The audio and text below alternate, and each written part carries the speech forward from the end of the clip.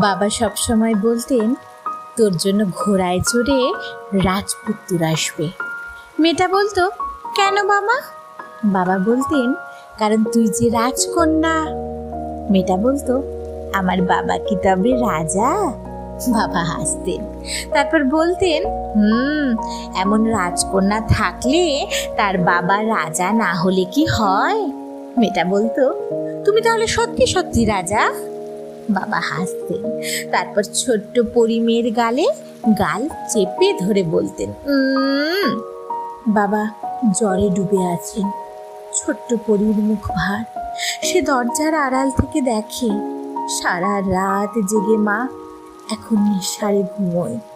রাত জুড়ে কত কি, কপালে জলপট্টি অবধি। আচ্ছা, জলপট্টি দিলে কি হয়?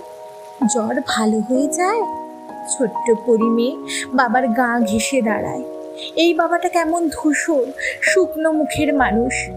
বাবাকে খুব কষ্ট হচ্ছে, খুব।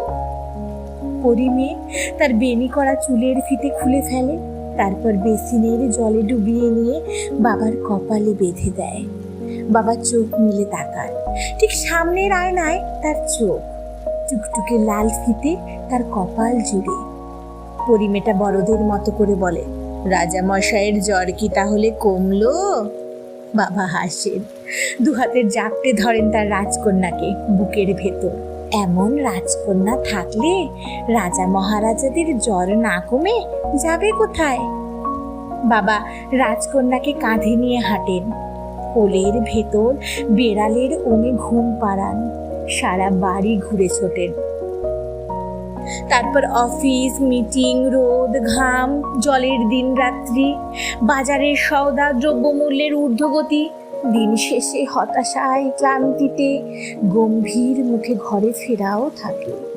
কিন্তু পরী মেয়ে এসে বলে, তুমি কি আমার ফকির বাবা? বাবা গম্ভীর মুখে বলেন, কেন মা? আজকাল আমায় যে আর রাজকন্যা বলে ডাকো না। ক্লান্তিরা ডানা ঝাপটে পালায়, দুশ্চিন্তাও। বাবা আবার রাজা মহারাজা হয়ে যান মুহূর্তেই। তার বুকের ভেতর ডানা ঝাপটায় রাজকন্যা।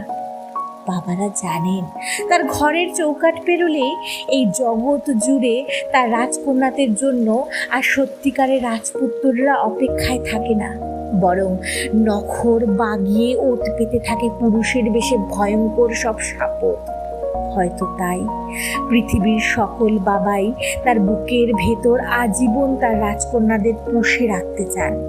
হয়তো তাই জগৎ জুড়ে সকল মেয়ের বুকের ভেতর ফিসফিসিয়ে বাজে, I am a princess, not because I have a Prince, but because my father is the only king.